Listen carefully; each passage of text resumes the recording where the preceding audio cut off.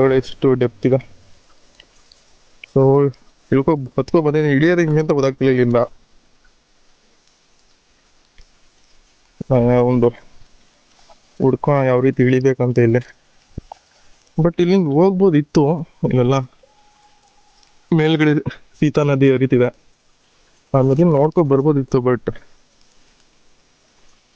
ತುಂಬ risk, high risk ಅಂದರೆ ತುಂಬ. ಇದು ಎಲ್ಲ ಸ್ಲ್ಯಾಂಟ್ ಆಗಿಲ್ಲ, ಫುಲ್ಲು ಸ್ಟ್ರೈಟ್ ಇದೆ, ಹತ್ತಕ್ಕಾಗಲ್ಲ ಇದು ಬೆಟ್ಟ. ಸೊ ಅದಕ್ಕೆ ವಾಪಸ್ ಹೋಗ್ತಿದ್ದೀನಿ. ವಾಪಸ್ ಹೋಗೋದಕ್ಕೆ ಬರೋದಾರಿನೇ ಮರ್ತೋಗೈತೆ ನನಗೆ, ಎಲ್ಲಿಂದ ಇಳಿಯೋದು ಅಂತಲೇ ಗೊತ್ತಾಗ್ತಿಲ್ಲ. ಸೊ ಇಲ್ಲಿಂದ ಧುಮ್ಕೋದಕ್ಕೂ ಆಗಲ್ಲ, ಧುಮ್ಕೋರ ಕೈ ಕಾಲು ಎಲ್ಲ ಮಡಸ್ಟಾಗ್ಬಿಡುತ್ತೆ. ನೋಡ್ತಿರ್ಬೋದು ಸೂರ್ಯ ಹಿಂಗೆ ಕಾಣಿಸ್ತಿದ್ದಾನೆ ಅಂತ. ಒಂಥರ ಪೀಸ್ಫುಲ್ ಆಗೈತೆ ಜಾಗ. ಬಟ್ ಇವಾಗ ಕೆಳಗಡೆ ಇಳಿಯೋದು ಹೆಂಗೆ, ಆಲ್ಮೋಸ್ಟ್ 1 ಕಿಲೋಮೀಟ್ರ್ ಟ್ರೆಕ್ ಮಾಡ್ಕೊಂಡು ಬಂದ್ಬಿಟ್ಟಿದ್ದೀನಿ. ಯಾವ ಕಡೆಯಿಂದ ಬಂದೆ ಅನ್ನೋದೇ ಮರ್ತೋಯ್ತು ನನಗೆ ಇವಾಗ.